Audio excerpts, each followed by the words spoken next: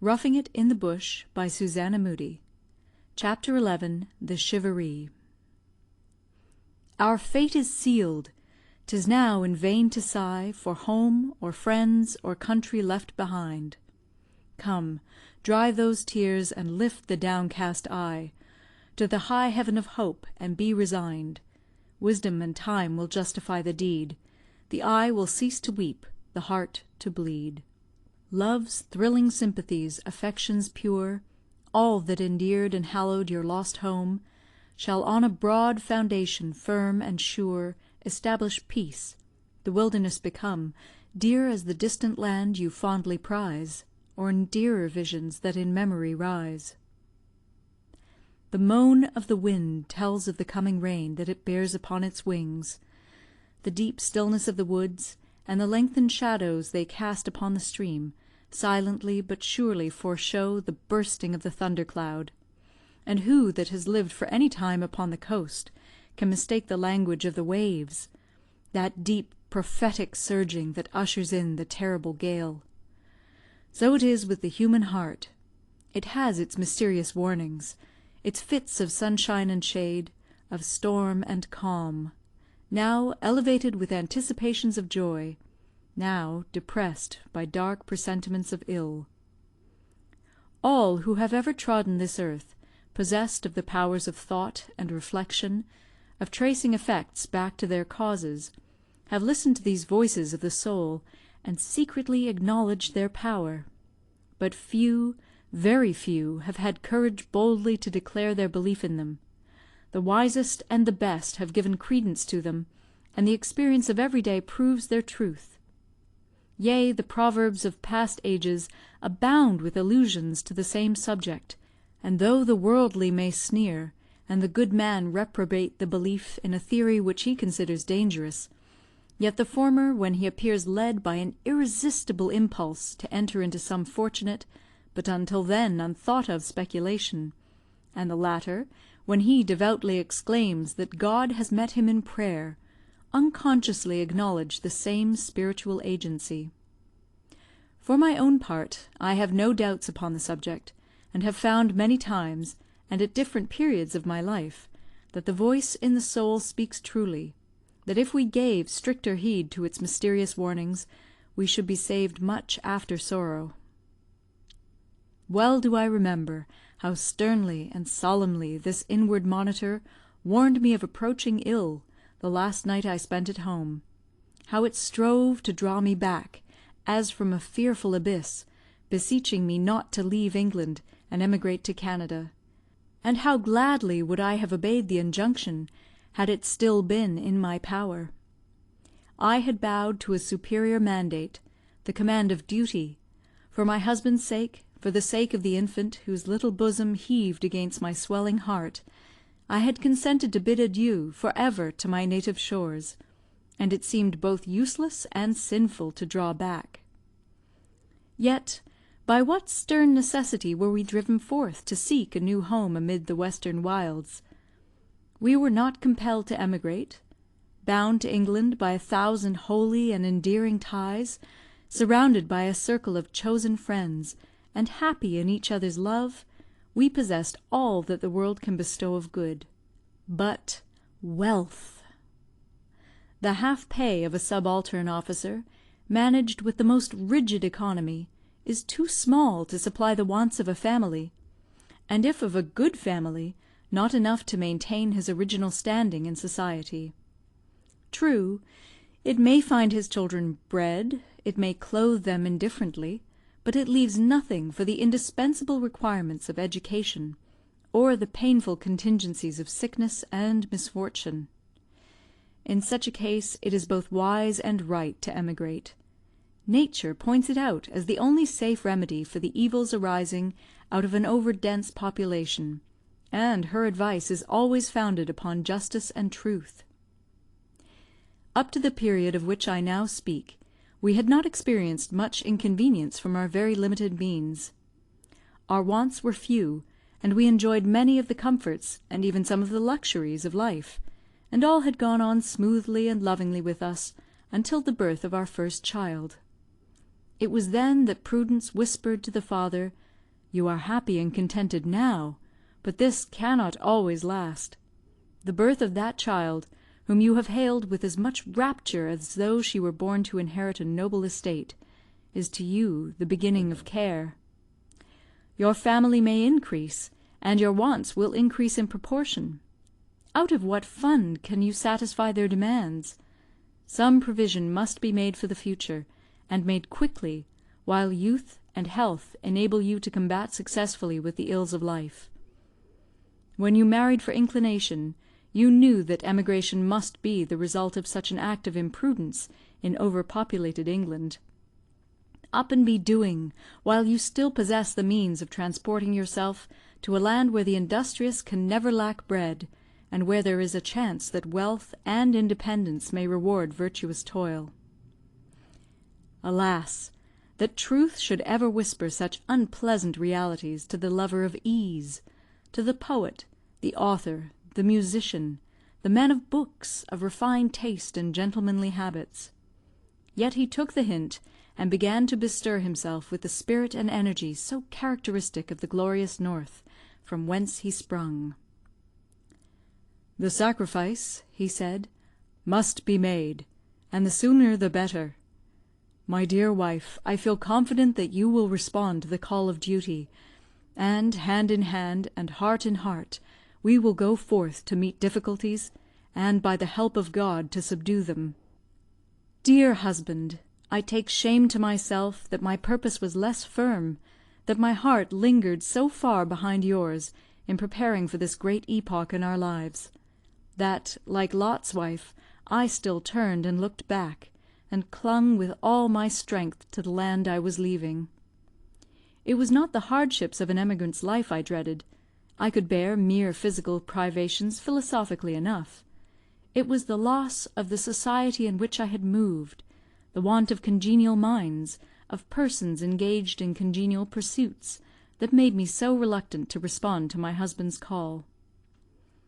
I was the youngest in a family remarkable for their literary attainments, and while yet a child, I had seen riches melt away from our once prosperous home, as the Canadian snows dissolve before the first warm days of spring, leaving the verdureless earth naked and bare.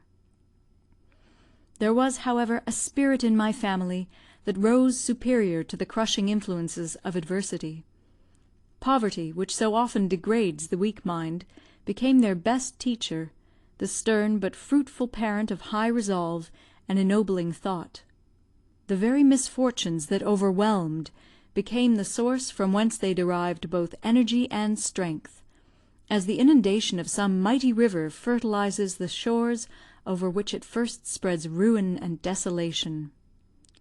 Without losing aught of their former position in society, they dared to be poor, to place mind above matter, and make the talents with which the Great Father had liberally endowed them work out their appointed end. The world sneered, and summer friends forsook them. They turned their backs upon the world, and upon the ephemeral tribes that live but in its smiles. From out of the solitude in which they dwelt, their names went forth through the crowded cities of that cold, sneering world, and their names were mentioned with respect by the wise and good, and what they lost in wealth they more than regained in well-earned reputation. Brought up in this school of self-denial, it would have been strange indeed if all its wise and holy precepts had brought forth no corresponding fruit. I endeavoured to reconcile myself to the change that awaited me, to accommodate my mind and pursuits to the new position in which I found myself placed.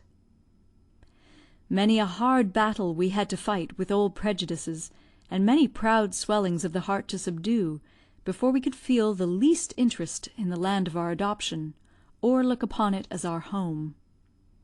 All was new, strange, and distasteful to us.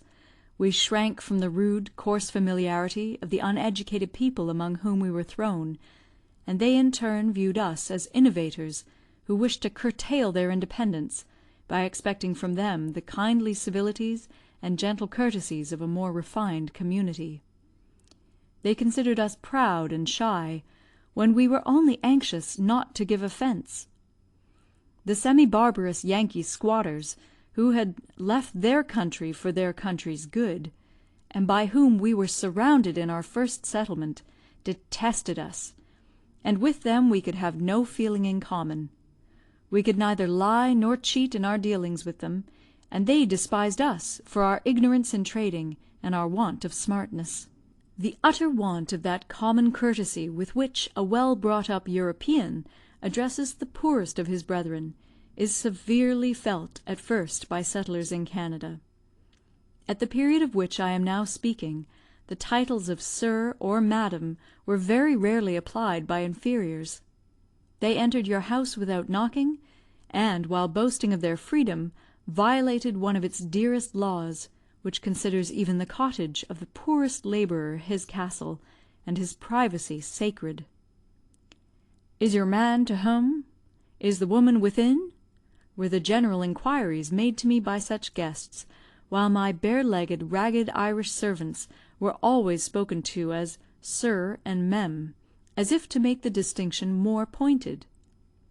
Why they treated our claims to their respect with marked insult and rudeness, I never could satisfactorily determine, in any way that could reflect honour on the species, or even plead an excuse for its brutality, until I found that this insolence was more generally practised by the low, uneducated emigrants from Britain, who better understood your claims to their civility than by the natives themselves. Then I discovered the secret.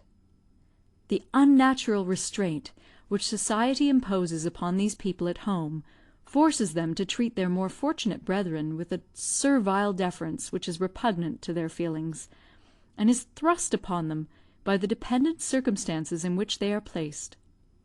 This homage to rank and education is not sincere. Hatred and envy lie rankling at their heart, although hidden by outward obsequiousness. Necessity compels their obedience. They fawn and cringe and flatter the wealth on which they depend for bread. But let them once emigrate, the clog which fettered them is suddenly removed. They are free, and the dearest privilege of this freedom is to wreak upon their superiors the long locked-up hatred of their hearts.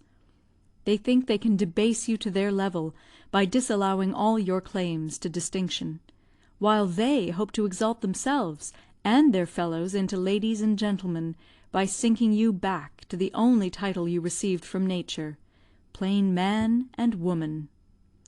Oh, how much more honourable than their vulgar pretensions! I never knew the real dignity of these simple epithets until they were insultingly thrust upon us by the working classes of Canada. But from this folly the native-born Canadian is exempt. It is only practised by the low-born Yankee, or the Yankeefied British peasantry and mechanics. It originates in the enormous reaction springing out of a sudden emancipation from a state of utter dependence to one of unrestrained liberty. As such, I not only excuse but forgive it, for the principle is founded in nature, and, however disgusting and distasteful to those accustomed to different treatment from their inferiors, it is better than a hollow profession of duty and attachment urged upon us by a false and unnatural position. Still, it is very irksome until you think more deeply upon it, and then it serves to amuse rather than to irritate. And here I would observe, before quitting this subject, that of all follies, that of taking out servants from the old country is one of the greatest, and is sure to end in the loss of the money expended in their passage, and to become the cause of deep disappointment and mortification to yourself. They no sooner set foot upon the Canadian shores than they become possessed with this ultra-republican spirit. All respect for their employers, all subordination is at an end. The very air of Canada severs the tie of mutual obligation which bound you together. They fancy themselves not only equal to you in rank, but that ignorance and vulgarity give them superior claims to notice. They demand in terms the highest wages, and grumble at doing half the work in return which they cheerfully performed at home. They demand to eat at your table and to sit in your company, and if you refuse to listen to their dishonest and extravagant claims, they tell you that they are free, that no contract signed in the old country is binding in 'Meriky, that you may look out for another person to fill their place as soon as you like, and that you may get the money expended in their passage and outfit in the best manner you can. I was unfortunately persuaded to take out a woman with me as a nurse for my child during the voyage, as I was in very poor health, and her conduct and the trouble and expense she occasioned were a perfect illustration of what I have described. When we consider the different position in which servants are placed in the old and new world, this conduct, ungrateful as it then appeared to me, ought not to create the least surprise. In Britain, for instance, they are too often dependent upon the caprice of their employers for bread. Their wages are low, their moral condition still lower. They are brought up in the most servile fear of the higher classes, and they feel most keenly their hopeless degradation, for no effort on their part can better their condition.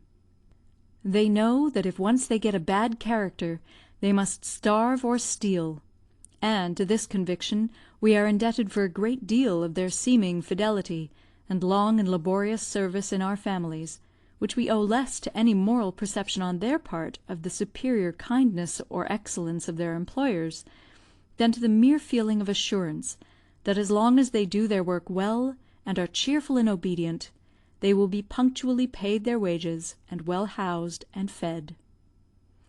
Happy it is for them and their masters when even this selfish bond of union exists between them.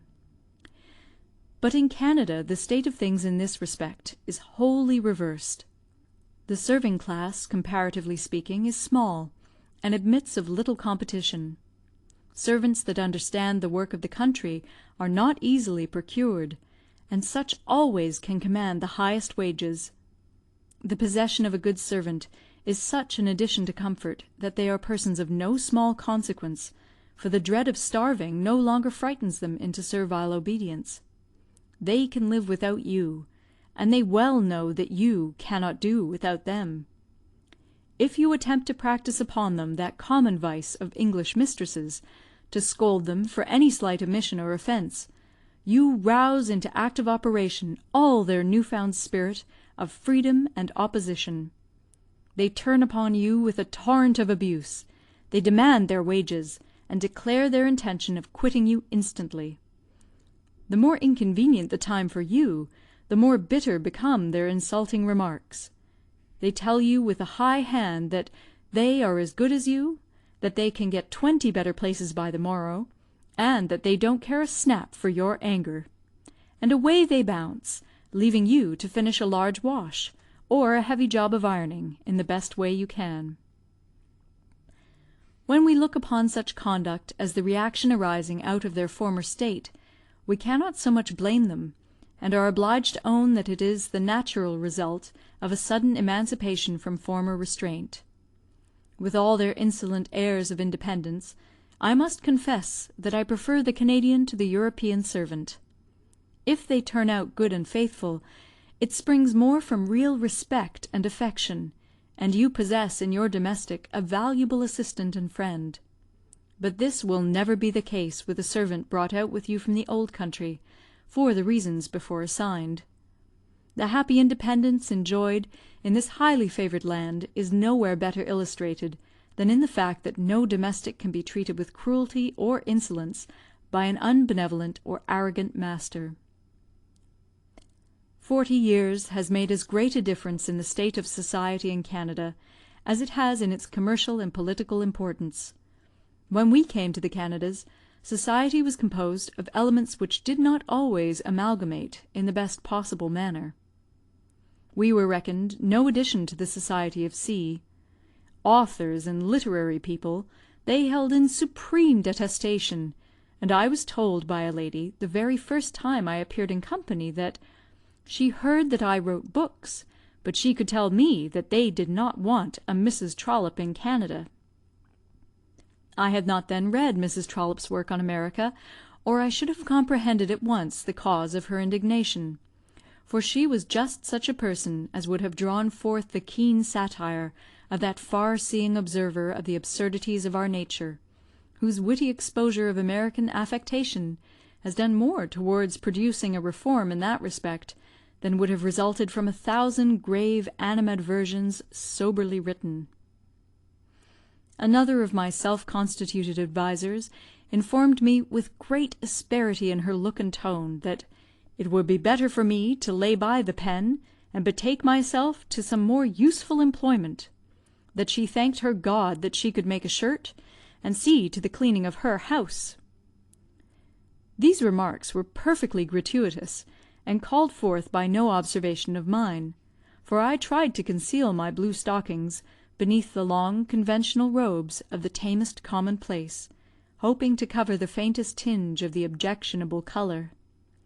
I had spoken to neither of these women in my life, and was much amused by their remarks, particularly as I could both make a shirt and attend to the domestic arrangement of my family as well as either of them. I verily believe that they expected to find an author, one of a distinct species from themselves; that they imagined the aforesaid biped should neither eat, drink, sleep, nor talk like other folks; a proud, useless, self-conceited, affected animal, that deserved nothing but kicks and buffets from the rest of mankind.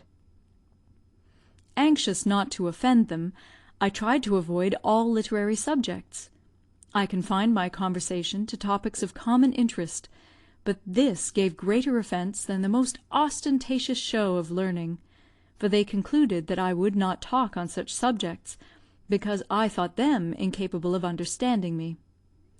This was more wounding to their self-love than the most arrogant assumption on my part, and they regarded me with a jealous, envious stand-aloofishness that was so intolerable that I gave up all ideas of visiting them. I was so accustomed to hear the whispered remark, or to have it retailed to me by others, "Oh, yes, she can write, but she can do nothing else," that I was made more diligent in cultivating every branch of domestic usefulness, so that these ill-natured sarcasms ultimately led to my acquiring a great mass of most useful practical knowledge. Yet, such is the contradiction inherent in our poor fallen nature, these people were more annoyed by my proficiency in the common labours of the household than they would have been by any displays of my unfortunate authorship. Never was the fable of the old man and his ass so truly verified. There is a very little of the social friendly visiting among the Canadians which constitutes the great charm of home. Their hospitality is entirely reserved for those monster meetings, in which they vie with each other in displaying fine clothes and costly furniture. As these large parties are very expensive, few families can afford to give more than one during the visiting season, which is almost exclusively confined to the winter. The great gun once fired, you meet no more at the same house around the social board until the ensuing year, and would scarcely know that you had a neighbour were it not for a formal morning call made now and then, just to remind you that such individuals are in the land of the living, and still exist in your near vicinity. I am speaking of visiting in the towns and villages. The manners and habits of the European settlers in the country are far more simple and natural, and their hospitality more genuine and sincere. They have not been sophisticated by the hard, worldly wisdom of a Canadian town, and still retain a warm remembrance of the kindly humanities of home. Among the women, a love of dress exceeds all other passions. In public they dress in silks and satins, and wear the most expensive ornaments, and they display considerable taste in the arrangement and choice of colours. The wife of a man in moderate circumstances, whose income does not exceed 200 or 300 pounds a year, does not hesitate in expending 10 or 15 pounds upon one article of outside finery, while often her inner garments are not worth as many sous, thus sacrificing to outward show all the real comforts of life. The aristocracy of wealth is bad enough, but the aristocracy of dress is perfectly contemptible. Could Raphael visit Canada in rags, he would be nothing in their eyes beyond a common sign painter. Great and manifold, even to the ruin of families, are the evils arising from this inordinate love for dress. They derive their fashions from the French and the Americans, seldom from the English, whom they far surpass in the neatness and elegance of their costume. The Canadian women, while they retain the bloom and freshness of youth, are exceedingly pretty; but these charms soon fade, owing perhaps to the fierce extremes of their climate, or the withering effect of the dry metallic air of stoves, and their going too early into company, and being exposed, while yet children, to the noxious influence of late hours, and the sudden change from heated rooms to the cold, biting, bitter winter blast. Though small of stature, they are generally well and symmetrically formed, and possess a graceful, easy carriage. The early age at which they marry, and are introduced into society, takes from them all awkwardness and restraint.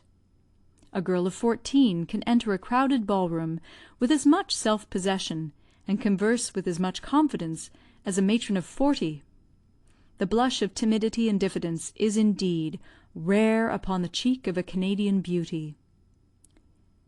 Their education is so limited and confined to so few accomplishments, and these not very perfectly taught, that their conversation seldom goes beyond a particular discussion on their own dress, or on that of their neighbours, their houses, furniture, and servants, sometimes interlarded with a little harmless gossip, which, however, tells keenly upon the characters of their dear friends. Yet they have abilities, excellent practical abilities, which with a little mental culture would render them intellectual and charming companions. At present, too many of these truly lovely girls remind one of choice flowers half buried in weeds. Music and dancing are their chief accomplishments. In the former they seldom excel. Though possessing an excellent general taste for music, it is seldom in their power to bestow upon its study the time which is required to make a really good musician. They are admirable proficients in the other art, which they acquire readily, with the least instruction, often without any instruction at all, beyond that which is given almost intuitively by a good ear for time, and a quick perception of the harmony of motion. The waltz is their favourite dance, in which old and young join with the greatest avidity. It is not unusual to see parents and their grown-up children dancing in the same set in a public ball-room. Their taste in music is not for the sentimental. They prefer the light, lively tunes of the Virginian minstrels to the most impassioned strains of Bellini. On entering one of the public ball-rooms, a stranger would be delighted with such a display of pretty faces and neat figures. I have hardly ever seen a really plain Canadian girl in her teens, and a downright ugly one is almost unknown. The high cheek-bones, wide mouth, and turned-up nose of the Saxon race, so common among the lower classes in Britain, are here succeeded, in the next generation, by the small oval face, straight nose, and beautifully cut mouth of the American, while the glowing tint of the Albion rose pales before the withering influence of late hours and stove heat. They are naturally a fine people, and possess capabilities and talents which, when improved by cultivation, will render them second to no people in the world, and that period is not far distant. Idiots and mad people are so seldom met with among natives of the colony, that not one of this description of unfortunates has ever come under my own immediate observation. To the benevolent philanthropist, whose heart has bled over the misery and pauperism of the lower classes in Great Britain, the almost entire absence of mendicity from Canada would be highly gratifying. Canada has few, if any, native beggars. Her objects of charity are generally imported from the mother country, and these are never suffered to want food or clothing. The Canadians are a truly charitable people. No person in distress is driven with harsh and cruel language from their doors. They not only generously relieve the wants of suffering strangers cast upon their bounty, but they nurse them in sickness, and use every means in their power to procure them employment. The number of orphan children yearly adopted by wealthy Canadians, and treated in every respect as their own, is almost incredible. It is a glorious country for the labouring classes, for while blessed with health they are always certain of employment, and certain also to derive from it ample means of support for their families. An industrious, hard-working man, in a few years is able to purchase from his savings a homestead of his own, and in process of time becomes one of the most important and prosperous class of settlers in Canada, her free and independent yeomen, who form the bones and sinews of this rising country, and from among whom she already begins to draw her senators, while their educated sons become the aristocrats of the rising generation.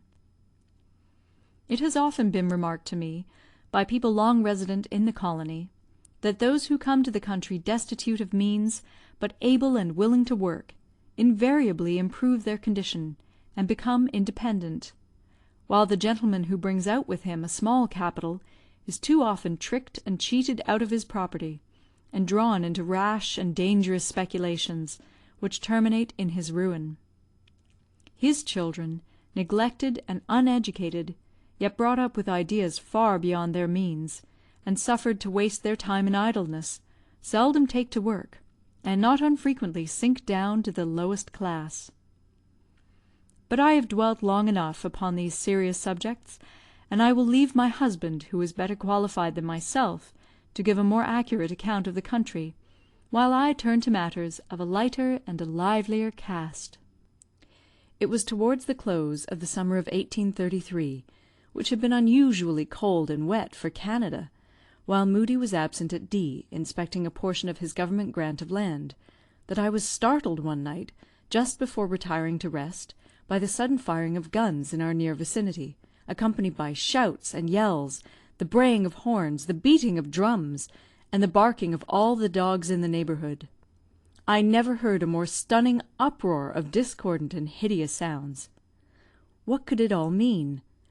The maid-servant, as much alarmed as myself, opened the door and listened. "The goodness defend us!" she exclaimed, quickly closing it, and drawing a bolt seldom used. "We shall be murdered. The Yankees must have taken Canada, and are marching hither." "Nonsense! That cannot be it. Besides, they would never leave the main road to attack a poor place like this. Yet the noise is very near. Hark! They are firing again.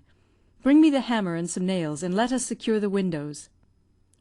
The next moment I laughed at my folly in attempting to secure a log hut, when the application of a match to its rotten walls would consume it in a few minutes. Still, as the noise increased, I was really frightened.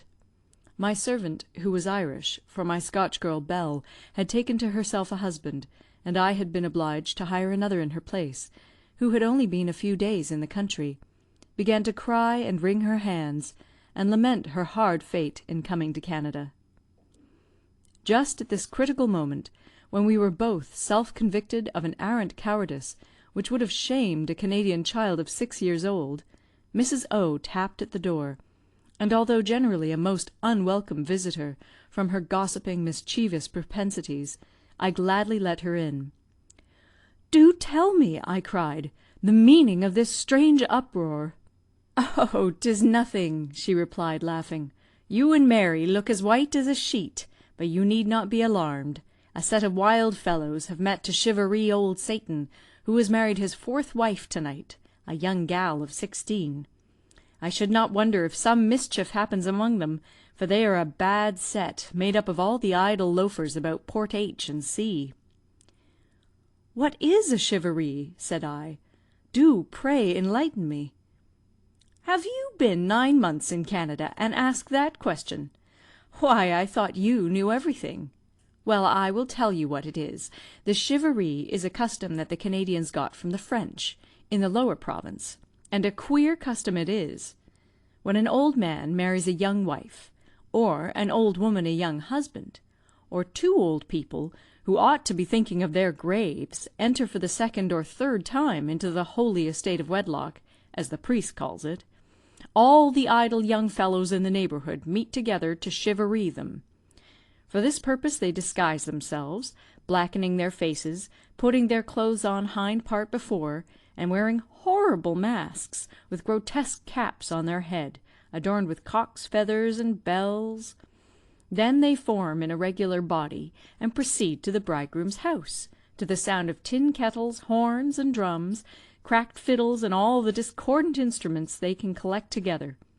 Thus equipped, they surround the house where the wedding is held, just at the hour when the happy couple are supposed to be about to retire to rest, beating upon the door with clubs and staves, and demanding of the bridegroom admittance to drink the bride's health, or in lieu thereof to receive a certain sum of money to treat the band at the nearest tavern.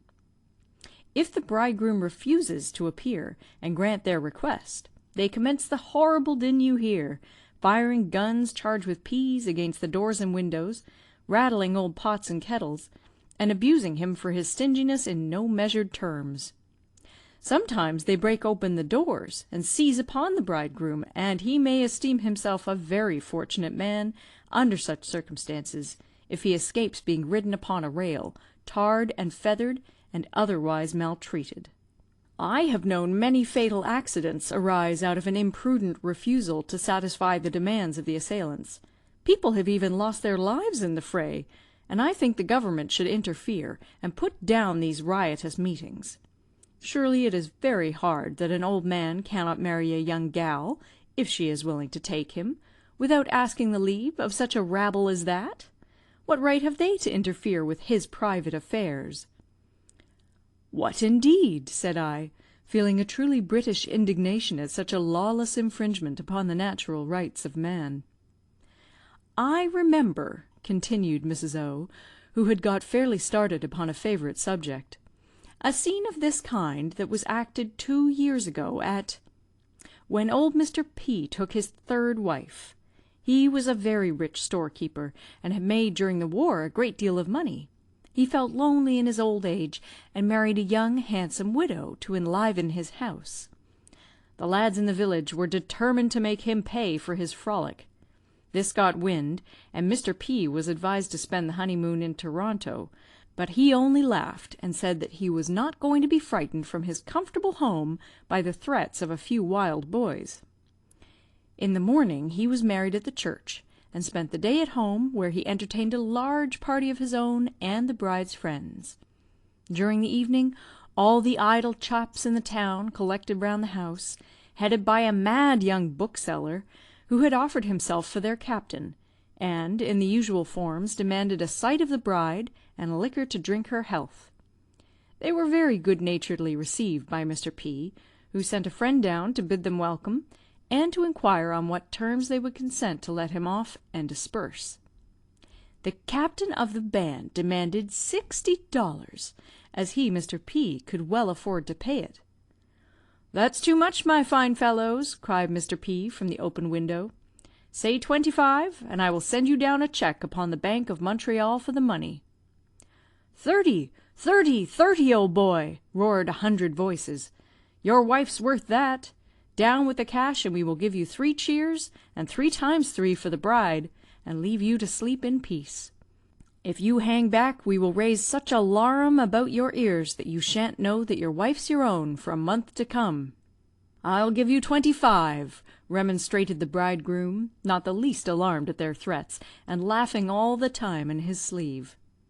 30, not 1 copper less. Here they gave him such a salute of diabolical sounds that he ran from the window with his hands to his ears, and his friend came downstairs to the verandah and gave them the sum they required. They did not expect that the old man would have been so liberal, and they gave him the hip, hip, hip, hurrah in fine style, and marched off to finish the night and spend the money at the tavern. "And do people allow themselves to be bullied out of their property by such ruffians?" "Ah, my dear, 'tis the custom of the country, and 'tis not so easy to put it down. But I can tell you that a charivari is not always a joke. There was another affair that happened just before you came to the place, that occasioned no small talk in the neighbourhood. and well it might, for it was a most disgraceful piece of business, and attended with very serious consequences. Some of the Charivari party had to fly, or they might have ended their days in the penitentiary. There was a runaway nigger from the States came to the village and set up a barber's pole, and settled among us. I am no friend to the blacks, but really Tom Smith was such a quiet, good-natured fellow, and so civil and obliging, that he soon got a good business. He was clever, too, and cleaned old clothes until they looked almost as good as new. Well, after a time he persuaded a white girl to marry him. She was not a bad-looking Irishwoman, and I can't think what bewitched the creature to take him. Her marriage with the black man created a great sensation in the town. All the young fellows were indignant at his presumption and her folly, and they determined to give them the charivari in fine style, and punish them both for the insult they had put upon the place. Some of the young gentlemen in the town joined in the frolic. They went so far as to enter the house, drag the poor nigger from his bed, and in spite of his shrieks for mercy, they hurried him out into the cold air, for it was winter, and almost naked as he was, rode him upon a rail, and so ill-treated him that he died under their hands. They left the body when they found what had happened, and fled. The ringleaders escaped across the lake to the other side, and those who remained could not be sufficiently identified to bring them to trial. The affair was hushed up, but it gave great uneasiness to several respectable families whose sons were in the scrape. Good heavens! Are such things permitted in a Christian country? But scenes like these must be of rare occurrence. They are more common than you imagine. A man was killed up at W the other day, and 2 others dangerously wounded at a charivari. The bridegroom was a man in middle life, a desperately resolute and passionate man, and he swore that if such riff-raff dared to interfere with him, he would shoot at them with as little compunction as he would at so many crows. His threats only increased the mischievous determination of the mob to torment him, and when he refused to admit their deputation, or even to give them a portion of the wedding cheer, they determined to frighten him into compliance by firing several guns loaded with peas at his door. Their salute was returned from the chamber windows by the discharge of a double-barrelled gun loaded with buckshot. The crowd gave back with a tremendous yell. Their leader was shot through the heart, and 2 of the foremost in the scuffle dangerously wounded. They vowed they would set fire to the house, but the bridegroom boldly stepped to the window and told them to try it, and before they could light a torch he would fire among them again, as his gun was reloaded, and he would discharge it at them as long as one of them dared to remain on his premises. They cleared off, but though Mr. A was not punished for the accident, as it was called, he became a marked man, and lately left the colony to settle in the United States. Why, Mrs. Moodie, you look quite serious. I can, however, tell you a less dismal tale. A charivari would seldom be attended with bad consequences if people would take it as a joke and join in the spree. A very dignified proceeding for a bride and bridegroom to make themselves the laughing-stock of such people. Oh, but custom reconciles us to everything, and 'tis better to give up a little of our pride than endanger the lives of our fellow creatures. I have been told a story of a lady in the lower province who took for her second husband a young fellow who, as far as his age was concerned, might have been her son. The mob surrounded her house at night, carrying her effigy in an open coffin, supported by 6 young lads with white favours in their hats, and they buried the poor bride amid shouts of laughter and the usual accompaniments just opposite her drawing-room windows. The widow was highly amused by the whole of their proceedings, but she wisely let them have their own way.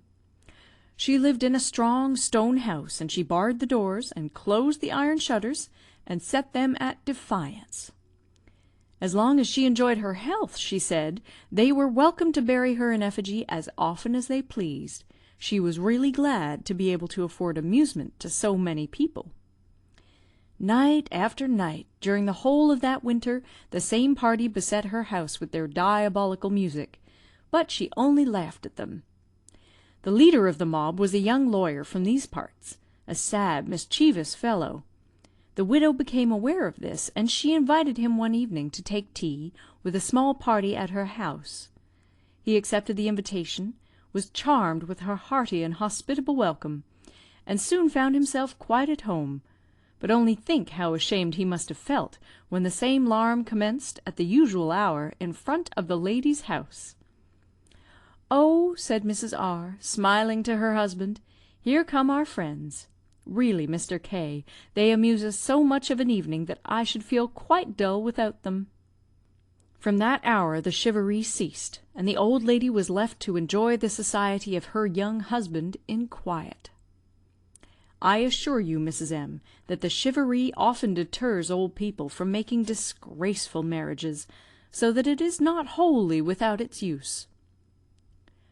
A few days after the charivari affair, Mrs. D. stepped in to see me. She was an American, a very respectable old lady who resided in a handsome frame house on the main road. I was at dinner, the servant girl in the meanwhile nursing my child at a distance. Mrs. D. sat looking at me very seriously until I concluded my meal, her dinner having been accomplished several hours before. When I had finished, the girl gave me the child, and then removed the dinner service into an outer room. "You don't eat with your helps?" said my visitor. "Is not that something like pride?" "It is custom," said I. "We were not used to do so at home, and I think that keeping a separate table is more comfortable for both parties." "Are you not both of the same flesh and blood? The rich and the poor meet together, and the Lord is the maker of them all." "True. Your quotation is just, and I assent to it with all my heart. There is no difference in the flesh and blood. But education makes a difference in the mind and manners, and till these can assimilate, it is better to keep them apart." "Aha! You are not a good Christian, Mrs. Moodie. The Lord thought more of the poor than he did of the rich, and he obtained more followers from among them. Now, we always take our meals with our people." Presently after, while talking over the affairs of our households, I happened to say that the cow we had bought of Molyneux had turned out extremely well, and gave a great deal of milk. "That man lived with us several years," she said. "He was an excellent servant, and D paid him his wages in land. The farm he now occupies formed a part of our U.E. grant. But for all his good conduct, I never could abide him, for being a black." "Indeed! Is he not the same flesh and blood as the rest?" The colour rose into Mrs. D.'s sallow face, and she answered with much warmth, "What! Do you mean to compare me with a nigger?" "Not exactly. But after all, the colour makes the only difference between him and uneducated men of the same class." "Mrs. Moodie!" she exclaimed, holding up her hands in pious horror. "They are the children of the devil. God never condescended to make a nigger." "Such an idea is an impeachment of the power and majesty of the Almighty. How can you believe such an ignorant fable?" "Well, then," said my monitress, in high dudgeon, "if the devil did not make them, they are descended from Cain." "But all Cain's posterity perished in the flood." My visitor was puzzled. The African race, it is generally believed, are the descendants of Ham, and to many of their tribes the curse pronounced against him seems to cling. To be the servant of servants is bad enough, without our making their condition worse by our cruel persecutions. Christ came to seek and to save that which was lost, and in proof of this inestimable promise, he did not reject the Ethiopian eunuch who was baptized by Philip, and who was, doubtless, as black as the rest of his people. Do you not admit Molyneux to your table with your other helps? "Mercy's sake! Do you think that I would sit down at the same table with a nigger? My helps would leave the house if I dared to put such an affront upon them. Sit down with a dirty black, indeed!" "Do you think, Mrs. D., that there will be any negroes in heaven?" "Certainly not.